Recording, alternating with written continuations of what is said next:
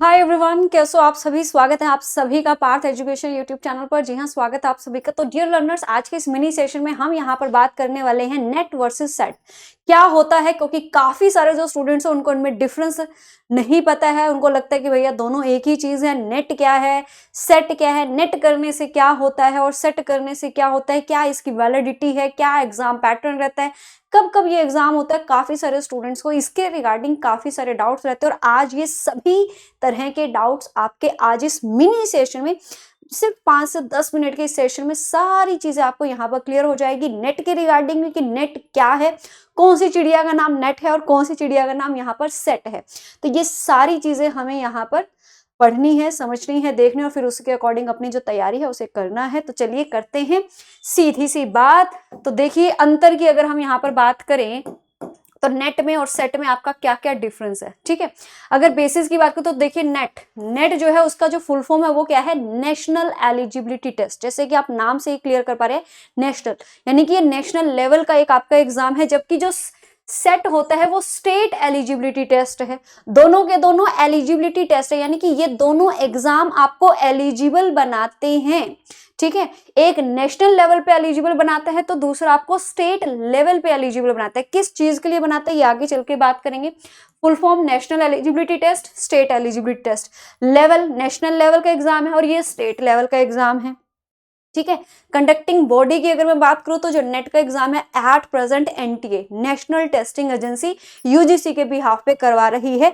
2014-15 तक यूजीसी ही इस एग्जाम को कंडक्ट करती थी। फिर 16-17 में यहाँ पर जो सीबीएसई है उसने इस एग्जाम को कंडक्ट किया और 2018-19 से लेकर एनटीए जो है एक अलग से ही आपकी इंस्टीट्यूशन बनाया गया इन सभी एंट्रेंस एग्जाम्स को, एलिजिबल एग्जाम को कंडक्ट करने के लिए। और at present NTA National Testing Agency ही इस एग्जाम को करवा रही है यूजीसी के बिहाफ पर, जबकि जो सेट है वो कोई भी स्टेट यूनिवर्सिटी या जो स्टेट एजेंसीज है उनके द्वारा आपका ये करवाया जाता है। ठीक है, एलिजिबिलिटी अगर मैं बात करूं तो जैसे मैंने कहा था कि ये नेशनल लेवल के लिए आपको एलिजिबल बनाते हैं, ये स्टेट लेवल के। तो यहां पर नेट एग्जाम को क्वालिफाई करके आप किसी भी कॉलेज में असिस्टेंट प्रोफेसर बन सकते हैं। यानी कि आपको अगर किसी कॉलेज में असिस्टेंट प्रोफेसर बनना है, आपको कॉलेज लेवल पे जो स्टूडेंट्स होते हैं, ग्रेजुएशन वाले स्टूडेंट्स हैं, पोस्ट ग्रेजुएशन वाले जो स्टूडेंट्स होते हैं, उनको अगर आप पढ़ाना चाहते हो तो उसके लिए आपको नेट एग्जाम को यहाँ पर देना होगा। यानी कि आप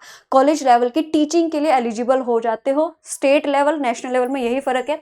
ठीक है, यहाँ पर आप असिस्टेंट प्रोफेसर भी बन सकते हो, आप जेआरएफ भी क्वालिफाई कर सकते हो। जेआरएफ का मतलब होता है जूनियर रिसर्च फेलोशिप, यानी कि आपको पीएचडी, अगर आप क्या है नेट एग्जाम के साथ साथ जेआरएफ को भी क्वालिफाई करते हो और क्वालिफाई करने के बाद आप पीएचडी करना चाहते हो, क्योंकि अगर आप कॉलेज लेवल के टीचर बन रहे हो, असिस्टेंट प्रोफेसर बन रहे हो, तो आपको आज नहीं तो कल पीएचडी डिग्री लेनी पड़ेगी। उसी से आप फिर असिस्टेंट प्रोफेसर से एसोसिएट प्रोफेसर बनोगे, एसोसिएट से फिर आप प्रोफेसर की लाइन में जाओगे। तो ये एपीआई स्कोर के लिए आपको पीएचडी जरूरी है, मैंडेटरी है, करनी होती है।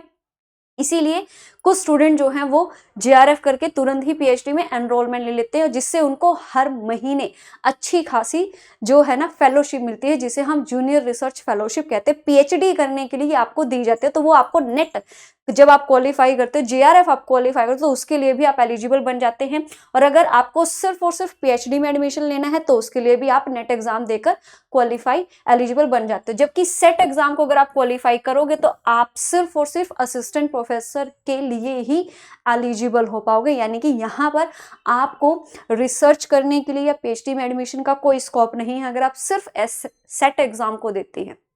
सेट एग्जाम से सिर्फ आप कॉलेज लेवल पे पढ़ाने के लिए एलिजिबल होंगे, जबकि यहाँ आप कॉलेज लेवल पे पढ़ाने के साथ साथ आपको फेलोशिप भी मिलेगी और साथ ही साथ आप पीएचडी में भी एनरोलमेंट कर सकते हैं। उससे आगे की अगर हम बात करें वैलिडिटी, है ना, ये जो नेट का एग्जाम है आपका ऑल ओवर इंडिया वैलिड है, ऑल ओवर इंडिया और ऑल टाइम, अभी तक ऑल टाइम। यानी कि एक बार अगर आपने नेट के एग्जाम को दे लिया तो आपके लाइफ टाइम तक उसकी वैलिडिटी रहेगी और पूरे भारत में।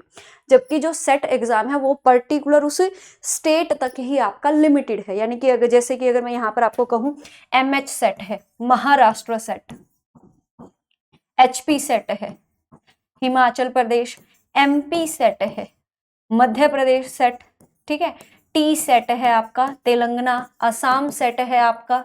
ठीक है, ये कुछ ऐसे आपके हैं जो रेगुलरली होते रहते हैं और ये इसी पर्टिकुलर, जैसे महाराष्ट्र सेट है तो वो महाराष्ट्र में ही आपका वैलिड है, ठीक है। तेलंगाना है तो वो तेलंगाना में ही वैलिड है, अदर स्टेट में वो उनकी कोई वैलिडिटी नहीं होगी। जबकि नेट जो है वो ऑल ओवर इंडिया, मतलब अगर आप हरियाणा के हो तो ये यूपी में भी वैलिड, आप यूपी के कॉलेजेस में भी पढ़ा सकते हो, वहां के असिस्टेंट प्रोफेसर के लिए भी you are eligible also, Maharashtra के लिए भी, ठीक है।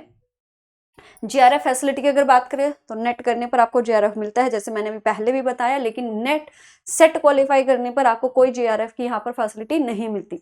एग्जाम फ्रीक्वेंसी की बात करें तो नेट का एग्जाम जो है वो साल में 2 बार होता ही होता है, डेफिनेटली है, बिल्कुल होगा ही होगा। 2 बार होता है, एक बार जून में और एक बार आपका दिसंबर में, ठीक है। जबकि जो सेट का एग्जाम है ये डिपेंड करता है स्टेट टू स्टेट, कोई जरूरी नहीं है कि ये आपका हर साल हो, ठीक है। लेकिन देखा गया है कि जनरली साल में एक बार हो जाता है, लेकिन जैसे एमपी सेट है, मध्य प्रदेश सेट है, ये लगभग साल 2 साल में होता रहता है।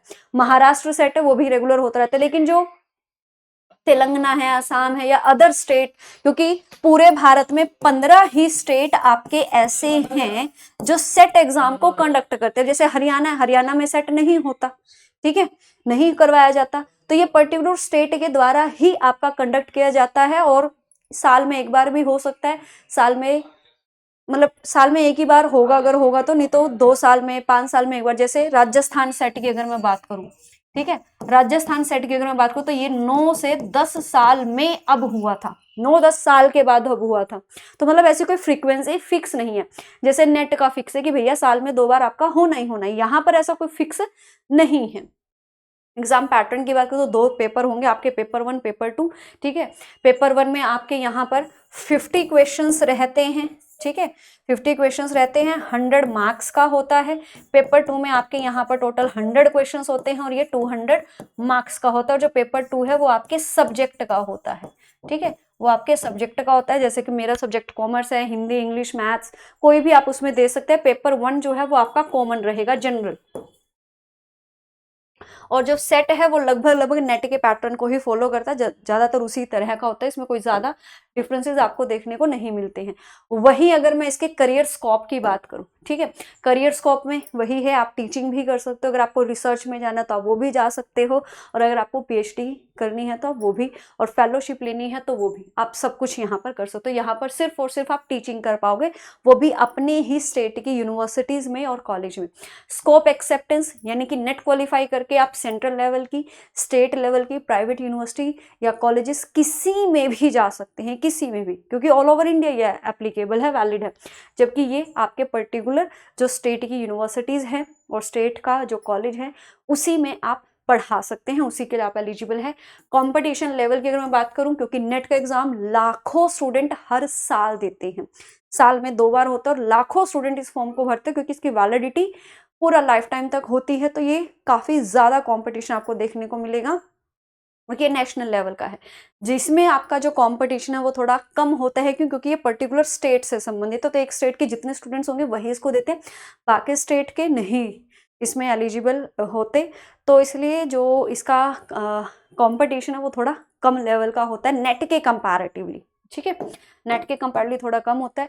अब हम यहाँ पर बात करें कि हमें किस चीज़ को चुनना चाहिए, तो देखिए, अगर आप अपने ही स्टेट में रहकर, मतलब कुछ होते हैं ना कि होम सिक है, कि भैया जो हमारा है हम अपने घर को छोड़कर नहीं जा सकते, तो अगर आपका भी कुछ ऐसा है कि हमें अपने ही स्टेट में रहकर जो है टीचिंग करनी है, अपने स्टेट में ही रहना है, तो आप सेट एग्जाम को देकर सेट को एग्जाम को दीजिए। और अगर आप ये है कि भैया हम जॉब के लिए कहीं भी अगर हमें जाना पड़े तो हम जाएंगे, तो आप नेट की तरफ जाइए। अगर आप टीचिंग के साथ साथ रिसर्च भी करना चाहते हैं, फेलोशिप भी लेना चाहते हैं, पीएचडी भी करना चाहते हैं, तो डेफिनेटली आपको नेट की तरफ जाना चाहिए। और अगर आप सिर्फ टीचिंग में ही रहना चाहते हैं, हमें जीआरएफ, रिसर्च, पीएचडी से कोई लेना देना है, तो आप सेट की तरफ जाइए, ठीक है, तो आप सेट की तरफ जा सकते हैं। तो अगर आपको पीएचडी करनी है, ठीक है, अगर आपको यहाँ पर पीएचडी करनी है नेशनल लेवल पे, तो आपको नेट एग्जाम को करना है। और अगर आप सिर्फ अपने होम स्टेट में करना चाहते हैं कम कंपटीशन के साथ, तो आप सेट एग्जाम को दीजिए। और हर साल बहुत सारे स्टूडेंट जो है जो नेट एग्जाम को भी टारगेट करते हैं, और एमएच जो हमारे सेट होते हैं उनको भी, है ना, जैसे महाराष्ट्र सेट है, ये लगभग फ्रीक्वेंटली होता रहता है, तेलंगाना सेट है, असम सेट है, ये लगभग रेगुलरली फ्रीक्वेंटली आपके होते रहते हैं। तो काफ़ी सारे स्टूडेंट जो है असम के, तेलंगाना के, महाराष्ट्र के सेट एग्जाम को भी देते हैं और साथ साथ नेट एग्जाम को भी देते हैं, तो दोनों को भी देते हैं। So that's all I think आपको सारी चीज़ें जो हैं यहाँ पर नेट और सेट को लेकर समझ में आ गई होंगी। स्टिल अगर आपको कोई भी डाउट है, कुछ भी पूछना है, तो आप ज़रूर कमेंट कीजिएगा और साथ ही साथ मुझे यहाँ पर आप बताइए कि आप किस स्टेट से किस सेट एग्ज़ाम को आपने दिया है, और नेट एग्ज़ाम अगर आपने दिया है तो कब दिया है, किस सब्जेक्ट से दिया है, ये कमेंट करके आप हमें ज़रूर बताइएगा। Thank you so much. Radhe Radhe.